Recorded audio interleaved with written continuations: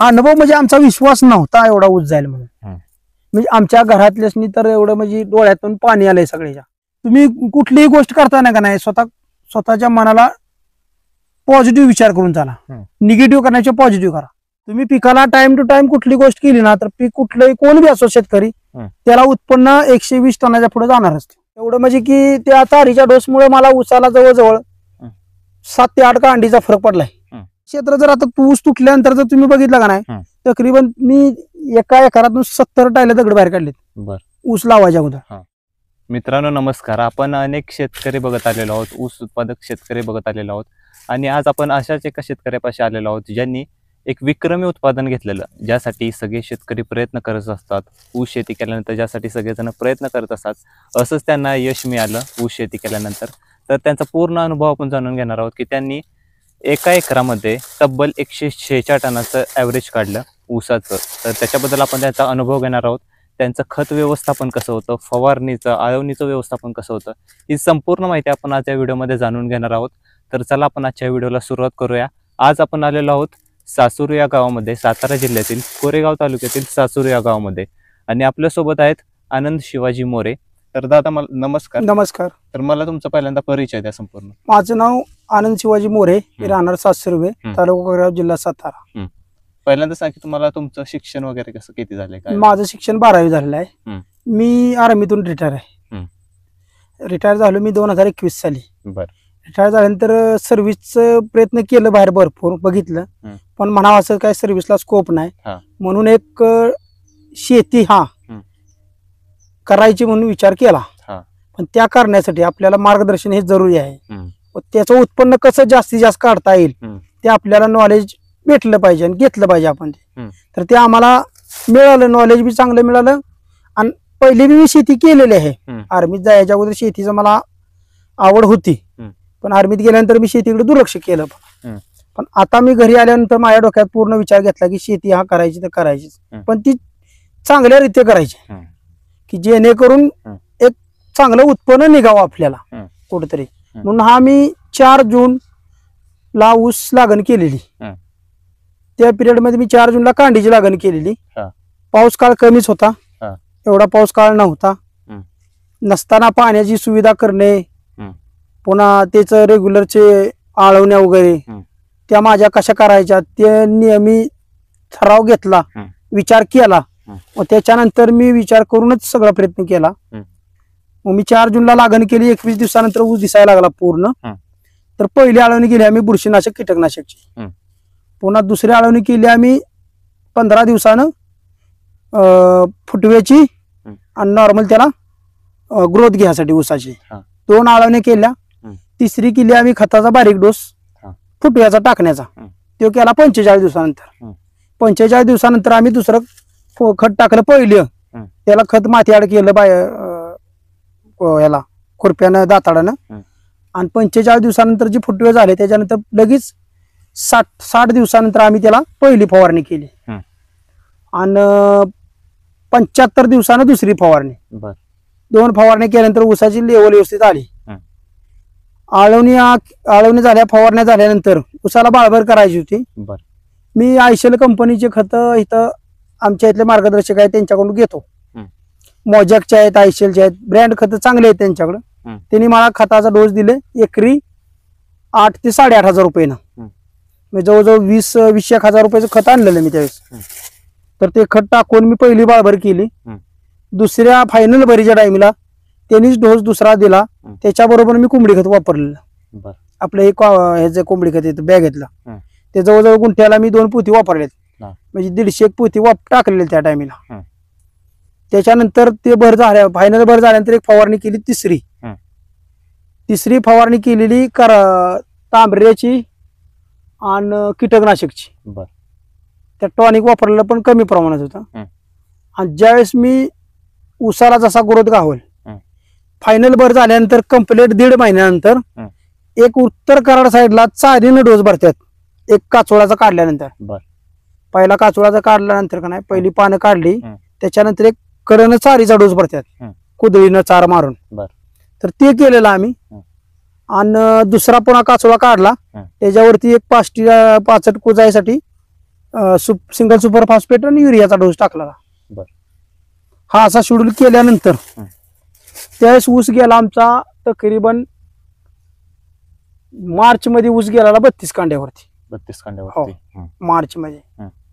मग मार्चच्या 15 तारखेला मी पहिला डोस ड्रिपचा सुरू केलेले. ड्रिपचे डोसचे शेड्यूल मी जवळजवळ 12 डोस शेड्यूल केले. पावसाचं वातावरण बघून डोस सोडत होतो. आणि आपल्याला त्या पिरियड मध्ये एक जून मध्ये, जूनच्या पाऊस सुरू व्हायच्या अगोदर मी एक ड्रोनची फवारणी केलेली ह्याला. त्यावेळेस कीटकनाशक बुरशी ते तांबऱ्याचा कीटकनाशक औषध आणि टॉनिक असं फुल मी फवारणी केलेली. जवळजवळ तब्बल 12,000ची फवारणी आणली. 3 पंप केलेले ड्रोनचे. त्याच्यानंतर ड्रिपच्या डोसवरती ऊसाची ग्रीप अशी झाली आहे त्या चारीच्या डोसवरती की ऊस जून मध्ये 3री वेळ पडला. 3 वेळा जून मध्येच. आणि मग जून मध्ये पाऊस बघा सुरू झाला आपल्याकडे. जून मध्ये जरा पाऊस पडला त्यावेळेस मी ड्रिपचे डोस थांबवत होतो. कारण की ड्रिपचे डोस सोडल्यानंतर पाणी क्षेत्राला जेवढंच मुबलक असावं की जेणेकरून त्या ऊसाला पिकाला कुठल्याही लागावं. म्हणून ते बघून मी पावसाचं वातावरण बघून मी ड्रिपचे डोस सोडत होतो. तकरीबन मी ड्रिपचे डोस 15 ऑक्टोबर पर्यंत डोस सोडले ऊसाचे. 15 ऑक्टोबर पुन्हा लास्टला 1 नोव्हेंबरला एक लास्टला डोस सोडला. आणि नोव्हेंबरच्या एंडिंगला तोड लागली आपली 30 तारखेला नोव्हेंबरच्या. 21 दिवस अगोदर ड्रिपचे डोस बंद केलेले ऊसाचे सोडायला. त्यावेळेस ऊस आम्हाला आतमध्ये शिरता येत नव्हतं ना, ऊसाला आम्हाला काहीच करायचं नव्हतं. फक्त कॉक एवढे रोडवरती ओपन राहिले ते बी आम्ही साईडला ऊस इकडे करून ऊस तब्बल त्या टाइमला 55 ते 60 कांड्या ऊस गेला कडचा. ऊसाचं एक ऊसाचं कमीत कमी 4 तुकडे 3 तुकडे 5 तुकडे बी झालेले. हो. ऊसाचं उत्पन्न म्हणजे आमच्या बी विचारात नव्हतं की बाबा असं एवढा मला ग्रोथ गावलं ऊसाला म्हणून. पण अशी ग्रोथ गावली की त्यानं माझं क्षेत्रात ह्या पूर्ण तालुक्या भागात नाव केलंय. असं ही झालेलं क्षेत्र. एकूण क्षेत्र किती होतं? 70 गुंठ्यात आपण तब्बल 257 टन ऊस घाललेला. 70 गुंठ्यात. म्हणजे आश्चर्यचकित ते जे मार्गदर्शन करणारे ते सुद्धा आश्चर्यचकित झालेले की आम्हाला वाटत नव्हते की मेजर फौजी बाबा एवढे. आणि आम्ही काय रेग्युलर केलं, एवढं काय सेपरेट खर्च वगैरे किंवा तुमचा सेपरेट म्हणजे कष्ट काही नाही. 2 वेळा पाला काढणे, चारीचा डोस भरणे, फायनल भर बाळभर फायनल भर हे 2 भरी, एक चारीचा डोस आणि ड्रिपचा डोस. आणि फवारण्यात फर्स्ट टाइमला भरीच्या टाइमला 3 आणि एक ड्रोनची फवारणी, टोटल 4 फवारण्या केलेल्या मी. 4 फवारणी आणि ड्रिपचा डोस. महत्वाचा रिझल्ट म्हणजे ह्या चारीचा डोसचा चांगला आला. काय होतं चारी मारताना काय होते, चारी जरा खोल मारल्या तर त्याच्या मुळ्या तुटतात. मुळ्या तुटल्या की ऊसाला मुळी दुसरी फुटती, ग्रीप गावती ऊसाला. कुठल्याही पिकाची मुळी तुटली की पिकाला पुन्हा ग्रीप गावती त्याला खाया घातल्यानंतर. तर मला सांगा की चारीचं डोसाचं तुम्ही सांगताय ती संकल्पना कशी सुचली, कशा प्रकारे तुम्ही त्याचं नियोजन करता? कारण की काही जणांना ते समजणार नाही कशा प्रकारे. ते मी उत्तर कराडमध्ये माझे मित्र आहेत, त्यांच्या तिकडे ते करत होते. ते व्हॉट्सअपला मला त्यांनी पाठवलेलं की बाबा हे प्रयोग करून बघ, तू जर प्रयत्न करतोयच आणि तुला इच्छा असली आणि तुला जर मनात विचार असले की बाबा ह्या डोसनं मला फरक पडेल किंवा मला काहीतरी ह्या उत्पन्नात फरक पडेल, म्हणून मी तो डोस केला, प्रयत्न केला. पण त्याचा चांगला अनुभव मला आला आणि चांगलं त्याचं मला फळ भेटलेलं आहे. एवढं म्हणजे की त्या चारीच्या डोसमुळे मला ऊसाला जवळजवळ 7 ते 8 कांडीचा फरक पडलाय मला परफेक्ट. मी एकरी त्यावेळेस मी 16,000 रुपये एकरीनं डोस घेतलेला. मी स्वतः त्या म्हणजे जे आम्हाला मार्गदर्शक करत होते ना त्यांना मी स्वतः रिक्वेस्ट केली की मला एकरी 16,000 रुपयाने ते खत द्या. कारण की तुम्ही म्हणाल की 5,000 7,000 तर म्हणलं नाही, मला त्याचं खताचं प्रमाण वाढवायचे. आणि तुमची खतं त्यात सेंद्रिय खत आहेत, रासायनिक आहेत आणि जैविक. रासायनिक खतं बी आहेत त्यांच्याकडे, चांगली खत आहेत. खताचं ब्रँड भारी आहे त्यांच्याकडे. दुकान बी त्यांचे ब्रँचेस मला वाटतं 13 का 14 ब्रँचेस आहेत. आणि त्यांचं मार्गदर्शन असं होते की त्यांचं व्हिजिट भरपूर वेळा, महिन्यातून 3 वेळा व्हिजिट होतात आपल्याला. मार्गदर्शनाची गरज आहे आपल्याला यामध्ये. हा नाही, त्याच्या अनुभवानंतर त्या मार्गदर्शन पहिल्याचा अनुभवानंतर मला चांगला अनुभव आला. आता ऊसाला कसं काय कुठल्या टाइमला झालं पाहिजे. फक्त आपल्याला निसर्गाने साथ दिली पाहिजे. निसर्गाची साथ नसली तर थोडं शेतकरी कमजोर होऊन जातो. निसर्गाच्या पुढे कोणाचंच काय चालणार नाही. तुमच्या संपूर्ण नियोजनाला एकूण खर्च किती झालेला तुमचा? मला टोटल खर्च झाला ना नांगरट सहित. आणि पहिली गोष्ट तर मी JCB रान तयार केले. रान म्हणजे हे असं ओढलेले रान आहेत पूर्ण. असे रान हे नव्हते की बाबा ह्यात खत वगैरे काही नाही. मी मळी फक्त टाकलेली टोटल 70 गुंठ्यात 30 टन. 70 गुंठ्यात 30 टन मळी टाकलेली. टोटल माझा खर्च मळीचा सोडून 2,27,000 रुपये खर्च आला मला 70 गुंठ्यात. आणि आपल्याला उत्पन्न त्या क्षेत्राने दिलेलं जवळजवळ 2-2.5 टनाचं जवळजवळ 6-8 लाख रुपये उत्पन्न दिलेलं. त्यात माझं कष्ट सोडून मी सांगितलं तुम्हाला की 2.25 लाख रुपये तकरीबन गेलेले आहेत आपल्या. हो. मग तुम्ही जेव्हा आर्मी मध्ये होता आणि तिथून रिटायर झाला, इकडे आल्यानंतर कसं वातावरण तुम्ही मॅनेज केलं आणि शेतीसाठी सुरुवात केली? शेतीचं पहिल्यापासून मला आवड होती, पण मी जरा आर्मीत गेल्यानंतर दुर्लक्ष केलं. म्हणजे मला ते सुट्टी यायचे, बाकीचं आपल्या घरगुती थोडं किंवा बघत होतो. शेती आमचा भाचा करत होता, शेती तो करत होता, पण म्हणावं असं त्याला म्हणजे ते त्याकडे क्षेत्र जास्त असल्यानंतर कारणाने त्याला त्या क्षेत्राकडे फिरायला जास्त टाइम भेटत नव्हता. पाण्याची सोर्स आमच्याकडे हाय बऱ्यापैकी आणि मी पुन्हा केलेली आहे. आता ते ऊस जायच्या अगोदर तर केलेली मी. माझी एक बोर मारलेली आहे मी खालच्या शेतात. त्या बोरला चांगलं पाणी आहे. त्या बोरनं मी सपोर्ट केला आणि त्या टाइमीला मला कॅनलच्या पाण्याचा सपोर्ट चांगला झाला. कॅनलला पाणी सोडलं त्यामुळे ते बी पाणी आमच्या क्षेत्राला चालू आहे. पाण्याचा सोर्स चांगला. शेती करायचं म्हणजे ह्या क्षेत्रात मी भरपूर उत्पन्न घेतलेलं आहे भरती व्हायच्या अगोदर. प्लस हे मारा नाही. हा, तुम्हाला क्षेत्र जर आता ऊस तुटल्यानंतर जर तुम्ही बघितलं का नाही, तकरीबन मी एका एकरातून 70 टायला दगड बाहेर काढलेत. ऊस लावायच्या अगोदर 70 टायला दगड. त्याच्यात मी दगड काढून आणि अजून मी तुम्हाला सांगतो, तुम्ही ऊस तुटल्यानंतर पुढल्या वर्षी रान बघा या कुणीही, क्षेत्र माझं असं आहे की पूर्ण निचरेचे रान आहेत. त्याचा लय फरक पडलाय. कितीही मोठा पाऊस उद्या 2 दिवसांना तुम्हाला आरामशीर कुठलंही खत सोडू शकता क्षेत्रात. मी त्याची ताकद जमिनीची आहे. पाणी जरी वाहून वावरात बाहेर नाही, पण पाणी खाली क्षेत्रात निचरून जातं दुसऱ्या. त्यामुळे कसं आहे, त्याचा एक फायदा चांगला झाला आपल्याला. महाराणाचा इतर आपण वावर बघतो, त्याचा फरक कसा पडतो आपल्याला उत्पादनाला? मी तर म्हणतोय जे तुम्ही म्हणता ना क्षेत्र, काळवटीचं क्षेत्र, त्याच्यापेक्षा तुम्हाला माळ राहणार उत्पन्नही चांगलं राहणार तुमचं जर जमिनीकडे लक्ष राहिलं तर. टाइम टू टाइम तुम्ही गोष्टी केल्या जमिनीला तर प्रॉपर तुम्हाला उत्पन्न चांगलं भेटणार. आणि तुम्हाला सांगतो मी, खोडव्यात सुद्धा उत्पन्न आपल्याला चांगलं भेटणार आहे. 150 टन खोडवा जाणार आपला. 150च्या पुढेच जाईल. खोडव्याचं सुद्धा नियोजन चांगलं झालंय. खोडवा आता कडलच नाही म्हणलं तर 20 कांड्या ऊस आहे खोडवा. काय किती दिवस झाले ह्याला? आता 10 महिने पूर्ण झालेत. फक्त 10 महिन्याचा कोण ऊस म्हणू शकत नाही. 10 महिने पूर्ण झाले बघा ऊस आता.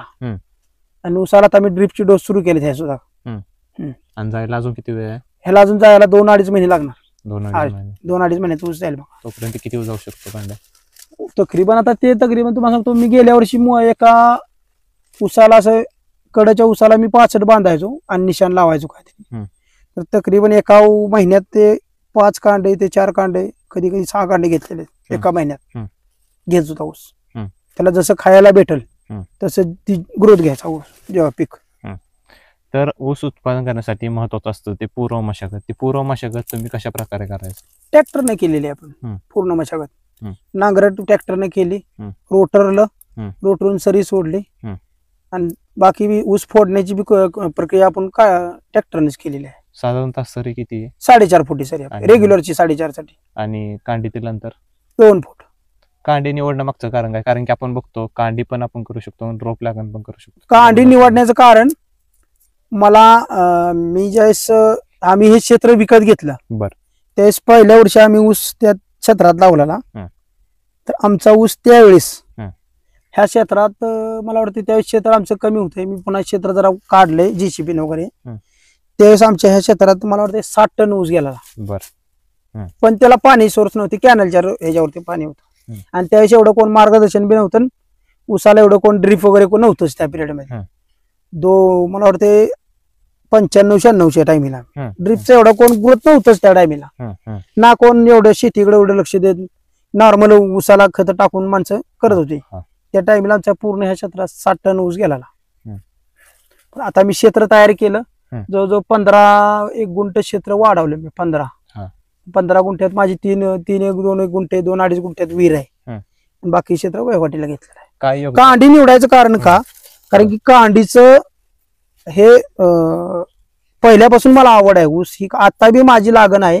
2 एकर तर मी कांडीचीच केलेली सुरुवातीला. पण यंदा पाऊस काळामुळे त्याला जरा नुकसान झालं कांडीला. पण ह्याला नाही नुकसान झालं. पहिल्यापासून मला आवड आहे. ऊसाची कांडी लावल्यानंतर ऊसाला ताकद चांगली येते. आणि ज्यातून आपण बियाण आणले वेळूमधनं, त्या माणसाची ऊसाची मी लागण्याची पद्धत आणि त्या ऊसाला ग्रीप कांडीची लेंथ त्या पिरियड मध्ये मी बघितलं तर चांगली होती. म्हणून ते बियाणं निवडून ती कांड्याची लागण केली. रोपाची लागण मी करतो, केलेली आहे. मला रोपाची लागण्याचं काय झालंय, मी एकरी 82 टन ऊस घालवलेला आहे एकदा.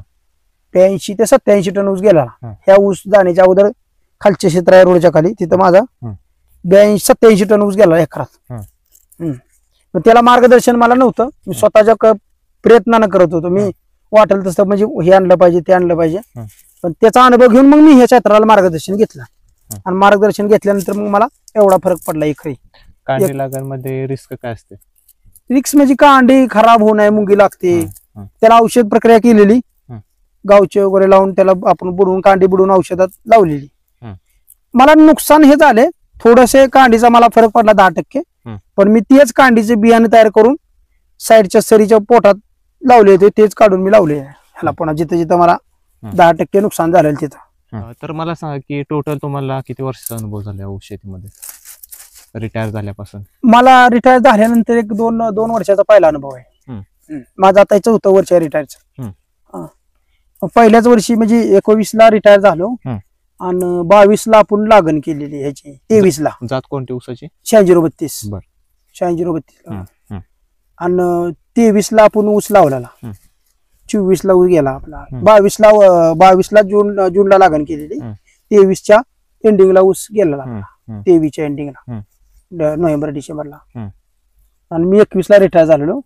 शेतीचं मला पहिल्यापासून आवड आहे. पण थोडं आपल्याला मी शेतीत पहिलं बी उत्पन्न म्हणजे निघत होतं, पण मार्गदर्शनाचा प्रयत्न नव्हता कोणाचाच. आणि आपण कोणाच्या ह्याच्यात मार्गदर्शन घेतलं नाही. पण यावेळेस मी विचार केला, म्हणजे एक आमच्या गावातले शेतकरी आहेत, आमचे चुलते आहेत सुखदेव दिनकर मोरे आणि आमरायचे मालक रमेश कदम.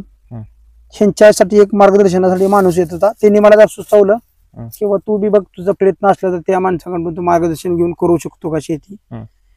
मला त्या मार्गदर्शनासाठी ज्यावेळेस त्यांनी द्यायचा प्रयत्न केला आणि त्यांनी जी माझं कामकाज, माझं नियोजन आणि त्यांचं नियोजन हे ताळमेळ एवढं जुळलं की त्यांना एवढा भारी वाटले की म्हणले, मी माझ्या कोरेगाव तालुक्यात म्हणली जवळजवळ मायापाशी 500 ते 600 शेतकरी असतील, पण तुमच्या करण्याच्या पद्धतीत आणि त्यांच्या करण्याच्या पद्धतीत भरपूर फरक आहे. त्यांनी मला सांगितलं की बाबा हे तुमच्या ऊसाला केलं पाहिजे. तर मी दुसऱ्या एक दिवस वलडून देत नव्हतो. एक दिवस मला म्हणजे आज सकाळी त्यांनी मला सांगितलं तर मी आज दुपारपर्यंत तो प्रयत्न करायचो की बाबा हे माझं टाइम टू टाइम झालं पाहिजे. आणि टाइम हा महत्वाचा पकडला मी ऊसाचा आलंय त्या टाइमला.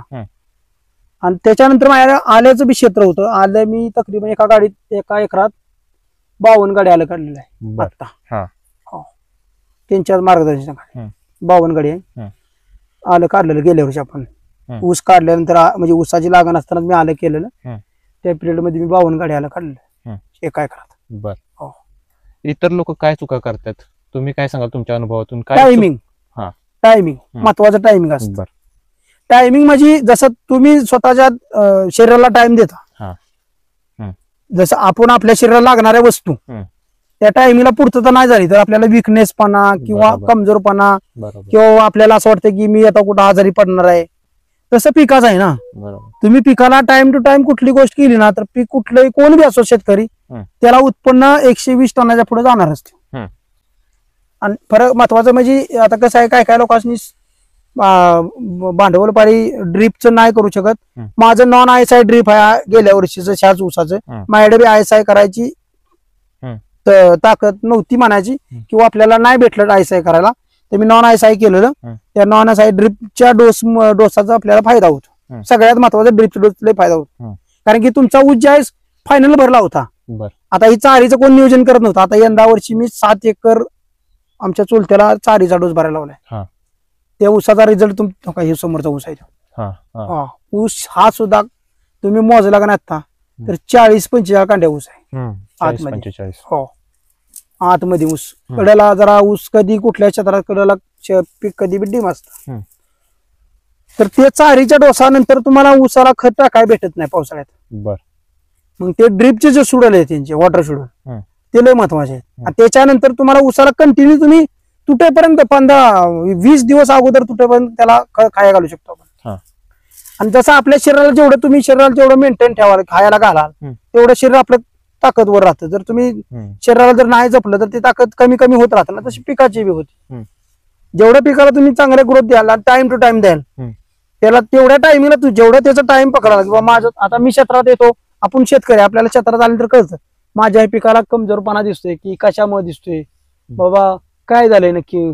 ऊस असो किंवा कुठलंही पीक असो माणसाला ती कळतच. ह्या तर नॉर्मल गोष्टी आहेत. मग त्या कळल्यानंतर आपण जे मार्गदर्शन करणाऱ्या माणसाला सुचवलं बाबा माझ्या पिकाला असं असं होते, मग ते सांगणार बाबा तुम्ही ही करताय का. मग हे तुम्ही करताय का म्हणल्यानंतर ते तुमचे विचार पाहिजे ना.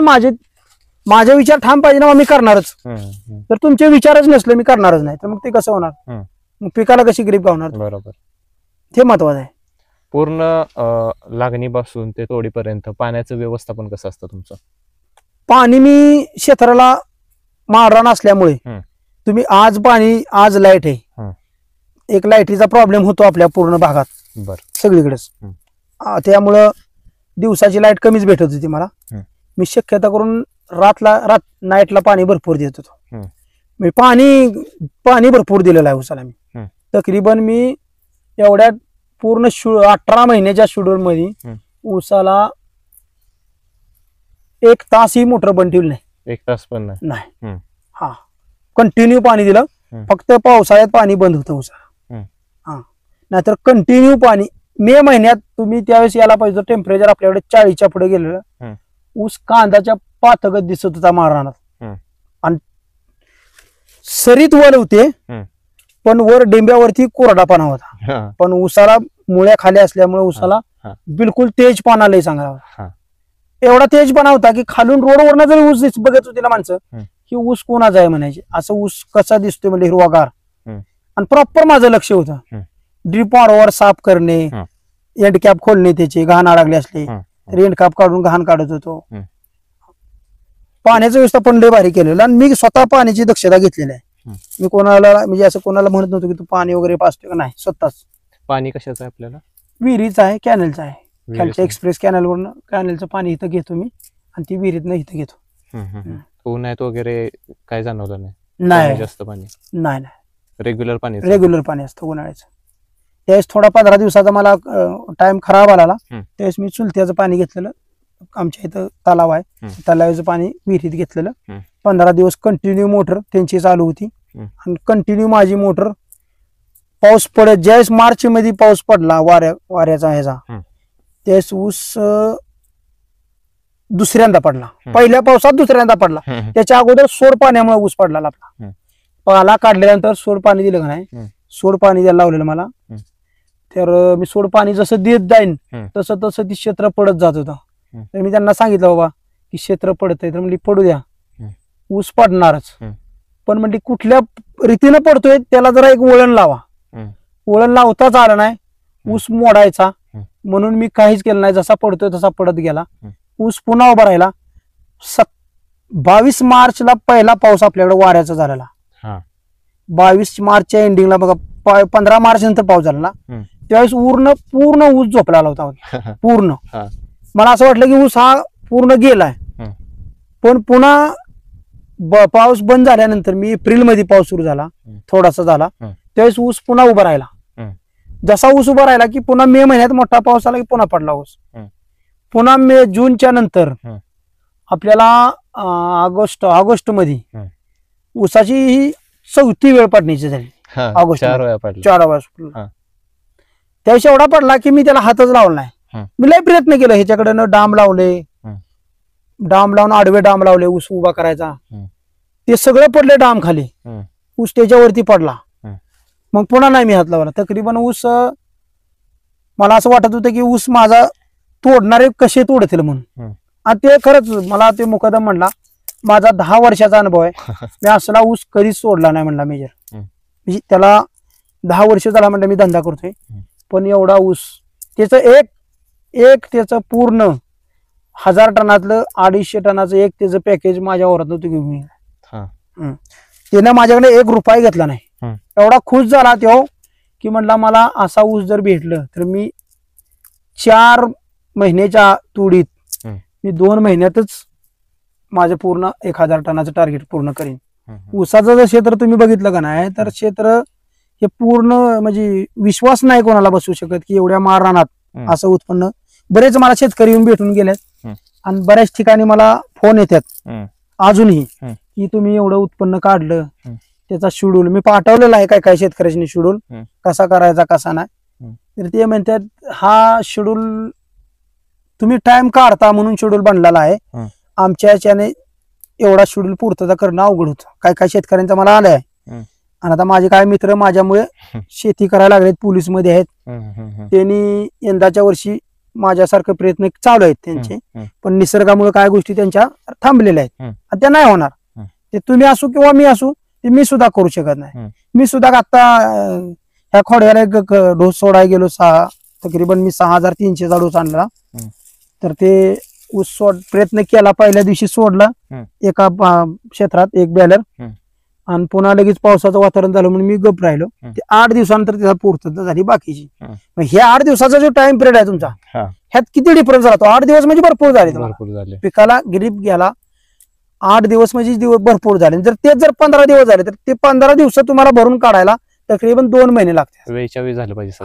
सगळ्यात पहिले म्हणजे तुमची टायमिंग आहे, ही वेळ लय महत्वाची आहे आणि ती वेळ तुम्ही काढू शकता. पण शेतकरी म्हणजे निष्काळजी राहतो, अरे राहू दे यार भरपूर झाला, ऊस चांगला आहे. पण ते ऊस चांगला आहे म्हणून त्याला अजून किती ऊस चांगला करू शकतो हे त्यांच्या डोक्यात राहत नाही. आणि ते घेतलं का नाही तर माझ्याही पेक्षा माणूस उत्पन्न काढाय कमी पडणार नाही, माझ्यापेक्षा उत्पन्न जास्त काढू शकतो. जे कटापूर मध्ये एका शेतकऱ्यानं 135 टन काढलेले एकरात. तर ते मला भेटून गेले, माझा सत्कार ज्यावेळेस झाला त्यावेळेस ते भेटून गेलेले. त्यावेळेस ते म्हणले तुमच्या क्षेत्रात माझ्या क्षेत्रात भरपूर अंतर आहे, माझं क्षेत्र काळवट आहे आणि तुमचं क्षेत्र पूर्ण माळरान आहे आणि तुम्ही ह्या माळरानात असा ऊस आणला. महत्वाचं तेच विशेष आहे. त्यांना ती शेतकरी त्यांच्यावर एक 7 जण होते, त्यांना सुद्धा असं म्हणजे एवढं चांगलं वाटलं की बाबा हा शेतकरी एवढ्या ह्याच्यातनं प्रयत्न करून आणि एवढं चांगलं उत्पन्न काढलेलं आहे. मग जर तुम्हाला एखादी चांगलं क्षेत्र दिलं तर तुम्ही किती घेऊ शकता उत्पन्न. तर मी म्हणलं त्या ज्या क्षेत्रावरती डिपेंड राहतं किंवा वातावरणावर डिपेंड राहत, पण दिलं तर म्हणलं मी 160 टनाच्या पुढे बी जाऊ शकतो. माझं एक डोक्यात टार्गेट आहे अजून, मी जोपर्यंत शेती करतोय तोपर्यंत माझ्या डोक्यात आहे 160 टनाला क्रॉस करायचं एकरी. तकरीबन मी गुंठ्याला 4 टनाचा अवरेज काढायचं माझ्या डोक्यात आहे. यंदा आपल्याला 3.5 भेटले, 3.5 अर्धा टन अवरेज वाढवायचा प्रयत्न आहे माझा आणि ते मी पूर्ण करणार टार्गेट. यंदा नाही झालं तरी पुढल्या वर्षी ते प्रयत्न मी करणार आणि 1 एकरात किंवा 1.5 एकरात असं क्षेत्र निवडणार की जेणेकरून मला त्यात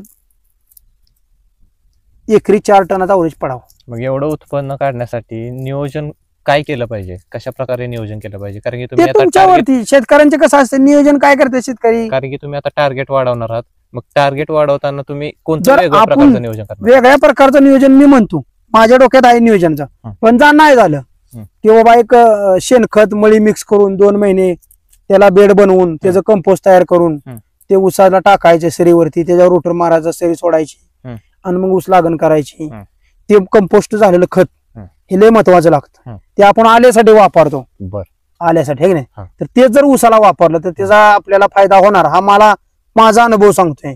दुसरी गोष्ट, लागण त्यावेळेस जर समजा आपल्याला कांडीची नाही करायची, एकदा रोपाची लागण करून बघायचा माझा प्रयत्न आहे. रोपाला ग्रीप म्हणला, मला बरेच शेतकरी म्हणले तुम्ही कांडी लागण्याचं एवढं उत्पन्न घेताय, रोपाच्या लागणी तुम्हाला पूर्ण ग्रोथ एकसारखा गावणार.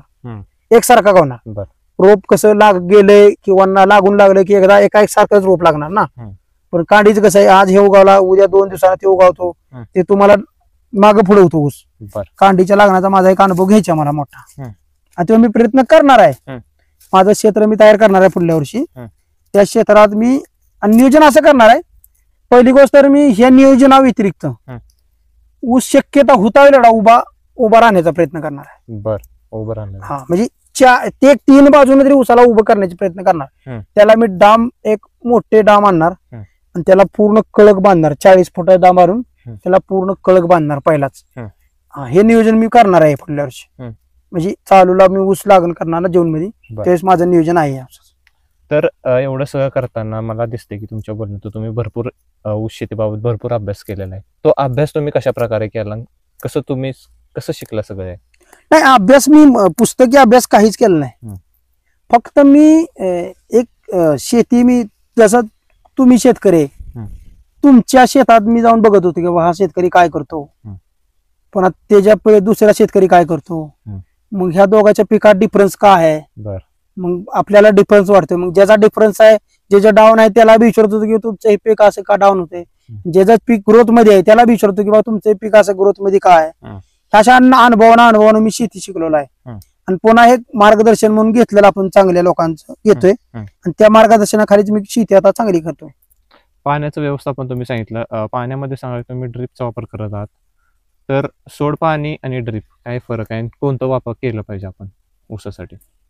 ना आयसाय ड्रिप केल्यानंतर तर फायदाच, कारण की त्याची हे जी पाण्याची ड्रिपची क्षमता चांगली असती. स्टार्ट टू एंड एकसारखं ड्रिप पडतं आयएसआयचं. आणि नॉन आयएसआय हे तुमचं म्हणजे गॅरंटी नसते त्याची, कुठं पडेल, कुठं एखादा चॉकअप होऊ शकतो. तुमच्या आता फिल्टर वगैरे नसतात त्यामुळे माणसाचं ड्रिप चॉकअप होऊ शकतं. आणि दुसरी गोष्ट सोड पाण्याचा हा जो विषय आहे, सोड पाण्यावरती तुम्हाला ऊसाला जसं मी तुम्हाला पहिलं बोललो की बाबा मी चारीचा डोस भरल्यानंतर जसं तुम्ही चारीचा डोस भरणार त्याच्यानंतर तुम्ही पावसाळी डोस टाकाल किंवा न टाकाल, मग त्याच्यानंतर ऊसाला खतं पडू शकत नाहीत ना तुमच्या. मग तुम्ही सोडणार कसे खते? ड्रिप असल्यानंतर तुम्ही सोडू शकता.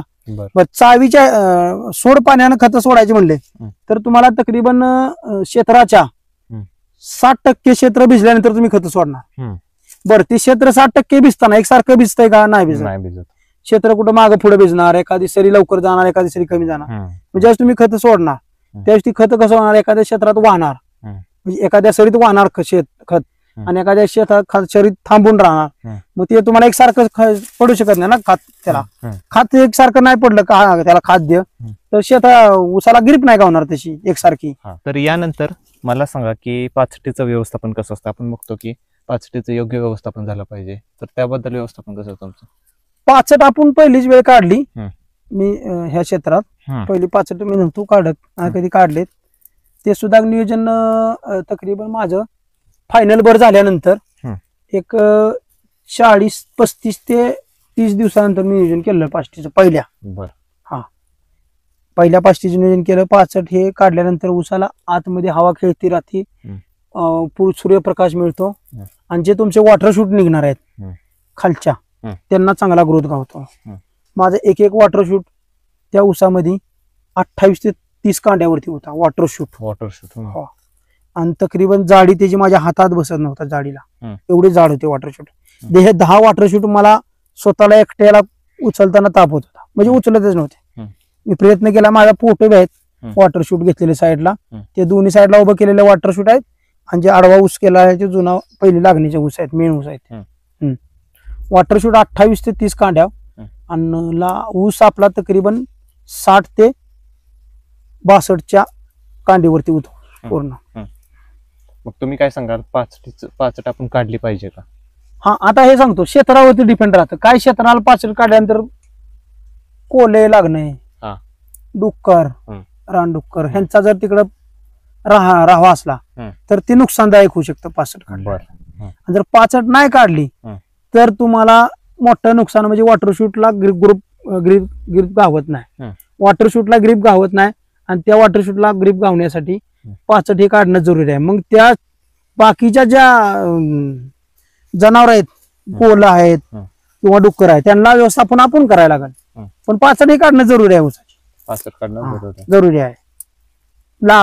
लागण खोडव्याची सुद्धा पाचट काढणे जरुरी आहे, पण ती अशक्य का होते, कारण की खोडव्याला फुटवा जास्त होतो, जास्त अडचण असल्यामुळे रोजगारी माणसं जात नाहीत आतमध्ये.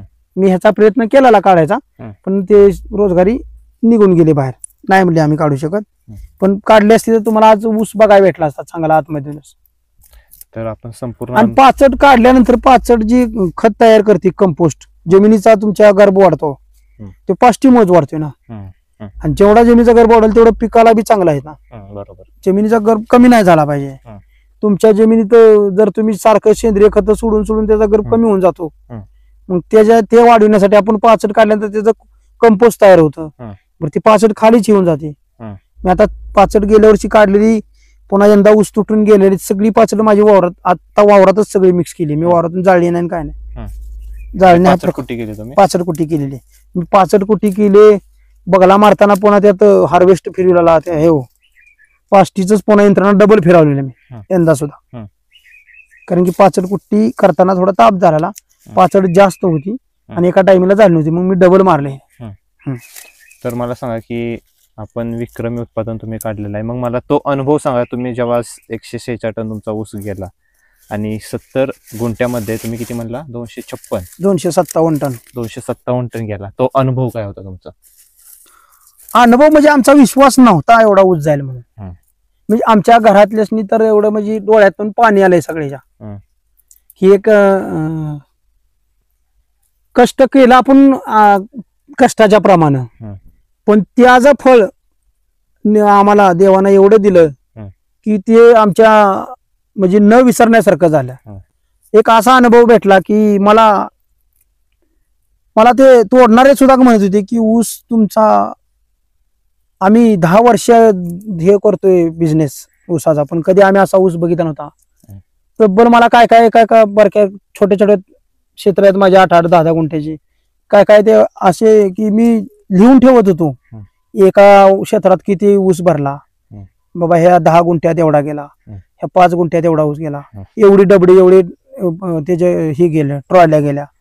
तर मला असं वाटत होतं की मी 200 टन क्रॉस करतोय का नाही सुरुवातीला, पण जसं मी 25 गुंठ्यात मी 100 टन ऊस घालीला, तसं माझं पुढचा अनुभव मला आहेच.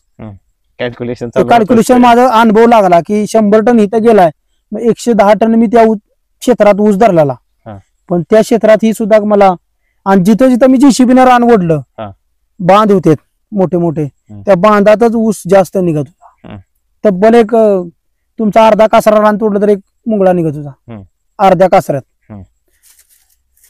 मला असला अनुभव म्हणजे मी शेतीसाठी अनुभव नाही, थोडक्यात माझं एक टार्गेटच होतं की एक काहीतरी वेगळं करायचं क्षेत्रात, एक वेगळंच माणसाने एक अनुभव. माणसं म्हणतात ना मला अनुभवानं मला शेती करतात, पण मी अनुभव नाही, मी मार्गदर्शन भेटलं ना जसं मला, मी एक माझ्या मनात विचार केला की मी काय यंदाच्या वर्षी टार्गेट पूर्ण करणार आहे. 200 टन ऊस घालवणार, 210 टन 3 टनाचा अवरेज पाडणार, बऱ्याच शेतकऱ्यांनी पाडलेला आहे. पण मी जरा 3 टनाला पुढे क्रॉस करायसाठी मी प्रयत्न करत होतो, आणि ते मला फळ भेटलं, खरोखर भेटलं. मला माझ्या जमिनीची चांगली साथ भेटली. जमिनीची साथ म्हणजे जेवढं मी त्याला खाया घातलं तेवढं त्यानं मला पिकाला ग्रोथ दाखवलेला आहे. की असं नाही की वायपट आपण कुठलं खर्च केला आणि वायपट गेला, जे केलं ते मला त्या टाइमला त्याचं फळ मला भेटलेलं आहे. मग ते माझी भर असो किंवा मी ड्रोनची फवारणी असो किंवा मी एखादं खत टाकतोय, तर त्याचा मला रिझल्ट हा परफेक्ट भेटला त्यांच्या, ज्यांनी मला खत दिलेत पूर्ण क्षेत्राला. असा तुमचा अनुभव. हा, मग मला सांगा की ज्या वेळेस उत्पन्न निघत नव्हतं, म्हणजे आपलं साधारण उत्पन्न निघत होतं, त्यावेळेस कोणती चूक होत होती आपल्याकडून? भरपूर चुका होत्या ना. आपण टाइम, पहिली गोष्ट आपण टाइम बघत नव्हतो, बे टाइम काम करणे. दुसरी गोष्ट तुमचं ड्रिपचं शेड्यूल, ड्रिप नव्हतं आपल्या, ड्रिपची व्यवस्थापन नव्हती. आपण सोड पाण्यावरती ऊस करत होतो. मग आपण किती 50, 55, 60 टनापर्यंत जात होतो एकरी. मी टोटल ह्या क्षेत्रात माझ्या आतापर्यंत ह्या 257च्या आगावर 100 टन ऊस एकच वेळ गेलेला आहे पूर्ण क्षेत्रात. आलं काढल्यानंतर ऊस केलेला आम्ही. तर त्यावेळेस फक्त एकदा ते बी 100 टन 700 किलो ऊस गेलेला, 100 क्रॉस केलं नव्हतं. पण मी ड्रीप केल्यानंतर ज्याचं पूर्तता केली सगळी, क्षेत्राला जी लागणारी शेतीला पूर्तता जर आपण केली, व्यवस्थापन जर केलं तर तुम्ही उत्पन्नही निघू शकतो तुम्हाला. असं नाही की उत्पन्न निघणार नाही. तुम्ही कुठलीही गोष्ट करताना का नाही स्वतःच्या मनाला पॉझिटिव्ह विचार करून चाला. निगेटिव्ह करण्याचे पॉझिटिव्ह करा, हे महत्वाचं आहे. किंवा ह्याचा मला फरक पडेल का नाही, मी हा विचार करतो. बरेच शेतकरी विचारतो काय यार ते कसं करतोय. समजा मी एका दुकानात गेलो, त्या दुकानदाराला मला सांगितलं हा तुमच्या क्षेत्राला तुम्ही केलं पाहिजे, हे बाबा हे खत टाकलं पाहिजे. आपण काय करतो, त्या दुकानातून म्हणतो ठीक आहे, चिठ्ठी बनवून आणतो, घरी येतो, संध्याकाळी कुठल्या मित्राला भेटलो किंवा कुठल्या एखाद्या अरे म्हणतो दुसरं टाक, तो म्हणतो यार हे सांगते यार सोड काय होत नाही. मग तुमचं मन कसं डिम होऊन जातं. पण तुम्ही करा ना, त्या गोष्टी करा, तुम्ही त्याचा अनुभव घ्या. मी काय म्हणतो, तुम्ही आज 1 रुपया टाका, नाही तुम्हाला वाटते ना माझा 1 रुपया जाईल, बरं तुम्ही असं नैसर्गिक आपत्तीनं आपण 1 रुपया जातो किंवा 10 रुपये जातात, मग असं 1 रुपया गेल्याला प्रयत्न करा ना. आणि तो केल्यानंतर तुम्ही प्रयत्नाच्या अगोदर एक काम करा, आपल्या कुठलंही पीक असू द्या, त्याची पहिली एक आता मोबाईल आहेत सगळ्याकडे, त्याचा पहिला एक फोटो काढा. आणि तो केल्यानंतर जे तुम्हाला दुकानदार कुठले असेल ते सांगा, ह्याला 8 दिवसात ग्रोथ येईल किंवा 10 दिवसात. मग 10 दिवसात किती बदल आहे ते तुम्हाला कळून येईल लगेच, शेती करताय म्हणल्यानंतर. ते तुम्ही जसं एकदा जर केलं तर माणूस अनुभवी होतोच. म्हणजे भरकटच जाऊ नये माणसं. हा, कोणाच्या ह्याच्यात जातात ना माणसं, भरकटच नाही, जाऊ द्या सोड, पुढच्या वेळेस बघू, 2 दिवसानं बघू, 4 दिवसानं बघू. जसं तुम्हाला जर आज उपाशी ठेवलं, 1 दिवस पूर्ण उपाशी राहील, तर तुम्हाला संध्याकाळी कधी होतं की मी कधी जेवतोय म्हणून. बरोबर, ते आपलं शरीर आहे. आपण मग हे तर पीक आहे, ह्याला तर खायला पाहिजेच. आणि ते टाइमवरती दिल्यानंतर त्याचा तुम्हाला लय फायदा आहे. तुम्ही अनुभव घ्या. आणि मी अजून माझा प्रयत्न चालू असतो. प्रत्येक पिकाला मी टाइम टू टाइम प्रयत्न करतो. क्षेत्र माझ्या 10 एकर झालेलं आहे आणि माझा अजून पूर्ण प्रयत्न आहे. मी रात्रीचाही स्वतः एक रोजगारी घेऊन करतो काम. त्याला मी रात्रीचं काय असेल ते पैसे देतो, काय असेल ते रोज भावात ठरवतो. पण तो माझ्यावर असतो, आम्ही दोघं मिळून ते करतो. आणि त्या मुलगा सुद्धा मी हुशार आहे. तो रोजाने जर करत असला तर त्याला अनुभव भरपूर आहे. भरपूर म्हणजे लय चांगला अनुभव आहे त्या मुलाला. लय वयानं लहान बी आहे माझ्यापेक्षा. आणि त्या मुलाने बी मला उसाच्या टाइमला भरपूर मदत केलेली आहे. की अशी बाबा फौजी मला इथं उसाला असं वाटतंय, त्यानं मला सांगितलं तर मी येऊन बघायचो. मग मी ते मार्गदर्शन करायचो, त्यांना बोल घेऊन यायचो, बाबा हे असं का दिसतंय. मग ते म्हणायचे मला, अहो तुमच्या उसाला हे असं केलं तर तुम्हाला फरक पडेल उसाला. मग तो म्हणायचा, मी लगेच जायचो, ते आणायचो आणि करायचो. आणि लगेच त्या खरं म्हणजे त्यांचा मला खताचा रिझल्ट एवढा भेटला की मी आज तागायत दुकानदार भरपूर बघितले, भरती होण्याच्या अगोदर बी आणि रिटायर झाल्यानंतर वर्षभरात बी. मी प्रत्येकाला जाऊन भेटलेलो आहे. एक 5 दुकाने मी भेटलेलो आहे. त्यांना मी म्हटलं मला एकरी तुम्ही किती उत्पन्न देऊ शकता. तर त्यांनी प्रत्येकाने मला 100 टनाचं टार्गेट सांगितलं. आणि तकरीबन मला सांगितले 95 ते 1 लाख रुपये खर्च करायला लागेल तुम्हाला. पण आपण इथं 80 ते 85 हजार खर्च केलेला एकरी. 85,000 एकरी खर्च झाला आपला. म्हणजे खताचा माझा तकरीबन 1 लाख 85 ते 60 1,40,000 ते 45,000 रुपये गेलेले खताचे. तर मला सांगा की इतर पिकं आणि ऊस शेती काय फरक आहे, आपल्याला कशा प्रकारे फायदा मिळतो ऊस शेतीचा? नाही, ऊसाच्या गोष्टीत ऊसाचं कसं आहे, पाऊस काळ जरी झाला तरी ऊसाला काही होत नाही. आणि कमी जरी पाऊस काळ झाला तरी ऊसाच्या पिकाला काय आपण पाणी पाजू शकतो, त्याला कंटिन्यू पाणी देऊ शकतो. पण बाकी पिकांचं कसं आहे, जर आपण आता समजा टोमॅटो लावला, जास्त पाऊस काळ झाला तर टोमॅटो करप्यानं खराब होऊन जातं, नुकसानी होऊन जाते. झेंडू असू द्या, तुमचं कुठलंही पीक असू द्या, तरकारी असो किंवा बाकी सोयाबीन असो. आता या वर्षी कंडिशन सोयाबीन घेवडा पूर्ण खराब झालेले आहेत पाऊस काळ जास्त असल्यामुळे. तसं ऊसाला काय होतच नाही ना. ते मजबूतपणाचं पीक आहे ना, एकदम मजबूत पीक आहे. किती पाऊस काळ होऊ द्या तरी ते उभंच आहे आणि कमी पाऊस असला तरी ते जिवंतच आहे. म्हणजे ह्याचा काय फरकच पडत नाही ना पावसाचा यायला. बरोबर. आणि बाकी पिकं मग तुम्ही घेता त्याच्यापेक्षा ऊसाचं पीक ही गॅरंटीचं पीक आलं. तुमचं रिस्क नाही कोणत्या, कुठल्याही गोष्टीची रिस्क नाही ना. त्याला तुम्ही केलं तरी ते उत्पन्न देणारच आहे. आणि जेवढं केलं त्याच्यापेक्षा ते उत्पन्न, जर त्याच्यापेक्षा जास्त केलं तर ते उत्पन्न जास्तच देणार तुम्हाला. साधारणतः दर किती मिळतो आपल्याला? 3200 दिला धन त्यांनी गेल्या वर्षी आपल्याला. माझा कारखान्यावरती बी मला मुलाखत झालेली आहे, एक आपली नॉर्मल फेस टू फेस. तिथं मला बोलवून घेतलेलं आहे. क्षेत्रात ज्यावेळेस तोड संपल्यानंतर मी भेटून आलेलो आहे. मला त्यांनी अभिनंदन बी केलं माझं. त्यावेळेस बी ते म्हणले तुम्ही खरंच एक वेगळं वळण शेतीला दिलेलं आहे, शेतीसाठी वेगळं वेगळं वळण दिलेलं आहे. हम्म. आणि तुम्ही एक म्हणला एक रिटायर फौजी आहे. हम्म. मी सगळेच म्हणतात की फौजी हा टाइम टू टाइम असतो, हम्म. आणि त्याच्यापेक्षाही तुम्ही वेगळं करून दाखवलेलं आहे. हम्म. एक फौजी असून तुम्ही एक शेतकऱ्याला की बाबा तुम्ही इथं राहून कधी करू शकलं नाही ते मी तिकडं येऊन करतो केलेलं आहे. हे त्यांना एक अनुभव चांगला भेटला माणसाला. हा. आणि एक माझ्याकडे 5 बहिणीची माणसं एक 12 जण शेतकरी आले, 12 शेतकरी गाडी करून ऊसाकडे बघायला आले, कारण की त्यांना पावसामुळे त्यांना यायला येत नव्हता. पण त्यांनी सुद्धा त्यांच्या काय क्षेत्रात एका शेतकऱ्याकडे 20-20 एकर क्षेत्र आहे. त्यांनी भरपूर प्रयत्न केलेत, 80 टनाच्या वर कधी गेले नाहीत.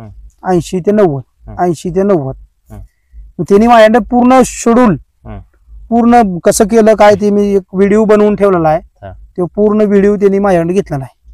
आणि त्यांनी म्हणले आम्ही प्रयत्न करणार, आणि तुम्हाला जर आमचा प्रयत्न जर म्हणलं तुम्ही प्रयत्न केला तर तुम्हाला हे फळ भेटणार.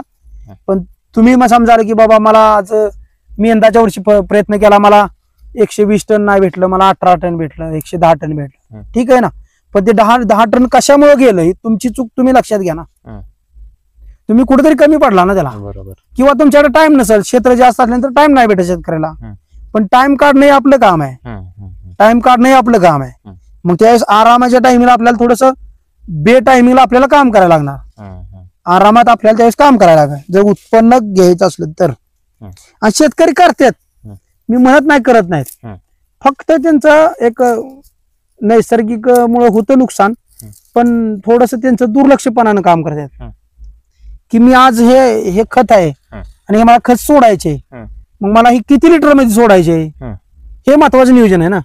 तुम्ही खत आणलंय, मग त्याला 200 ठिकाणी 300 लिटर पाणी केलं तर त्याचा उपयोग होत नाही ना. पाणी जास्त झाल्यानंतर ते खत त्या ड्रीप मधून किती पडणार आहे आणि त्या मुळीला किती लागणार आहे हे तुमचा नॉर्मली वर्बली अभ्यास एक जनरल नॉलेज आहे, हे तुम्ही लक्षात आणलं पाहिजे ना. मग ते तुम्ही जर लक्षात आणलं तर तुम्हाला रिझल्ट तसा भेटणार. तुम्ही म्हणला की तुमचे सत्कार वगैरे झालेले, सत्कार झाल्यानंतर कसं वातावरण असतं घरातलं?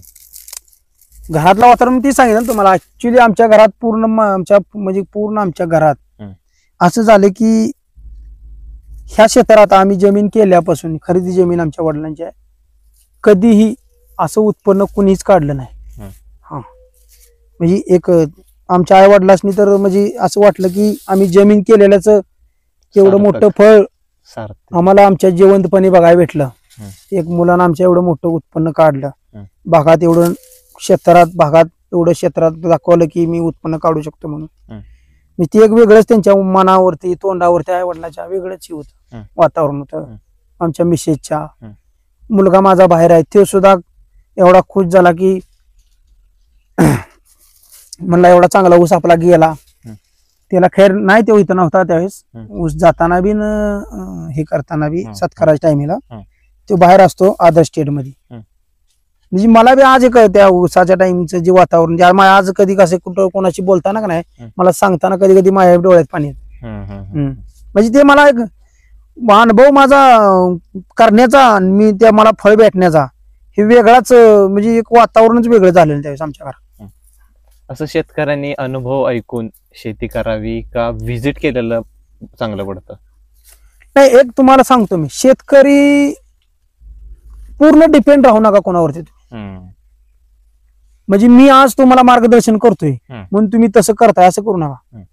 तुमच्या मार्गदर्शनातून मी किती घ्यायचं आणि त्याचा वापर किती करायचा हे तुमच्यावरती डिपेंड आहे. बरोबर.